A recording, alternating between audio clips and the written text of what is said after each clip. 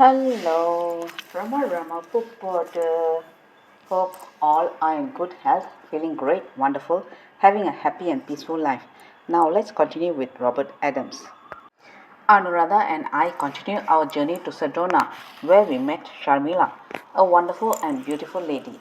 She did not have a house of her own. We stayed with her in 3 or 4 different places as she was house sitting. The old devotees of Robert wanted me to participate in their satsangs. I talked about self enquiry and how by practicing this we can attain that state of quietude and silence, the silence that Bhagavan had given Robert and the silence that Robert had given to all the devotees. This was to be carried on. This is why Robert had asked me to come there for 3 months. I too learnt a lesson from Robert. I understood that one has to look on all the happenings outside of oneself to be a mere dream. This was the knowledge that Robert directly and indirectly imparted to me. Even during his last days, Robert retained his sense of humor. When he was bedridden, a young man named John attended on him. John knew fully well that he was serving a realized soul. Robert's wife was not happy with the situation of John serving her husband. She was constantly driving him away, but John had to attend on Robert since Robert was bedridden. One day, Robert wanted hot water and John had to go into the kitchen to get it.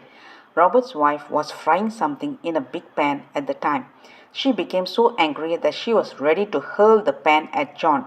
John became so alarmed that he shouted for help.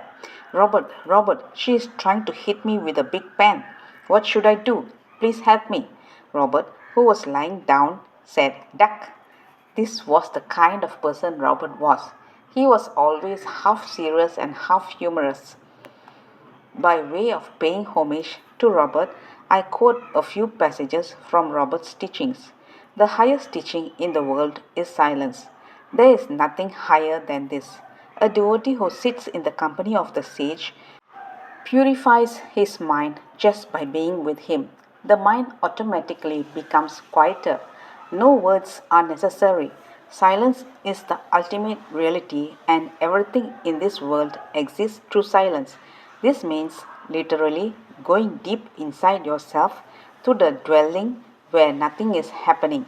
This place transcends time and space.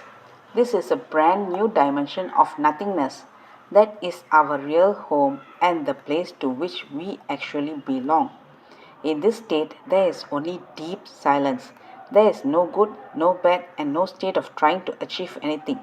It is a state of pure being. The ultimate freedom is to reach this state of deep silence in which you transcend your body, your affairs, and the universe. The other lesson to be learned is that you are real. What you appear to be is false. Identify yourself with the real you and not the false you. Do not accept everything that you see as reality. The only freedom that you have is to turn within.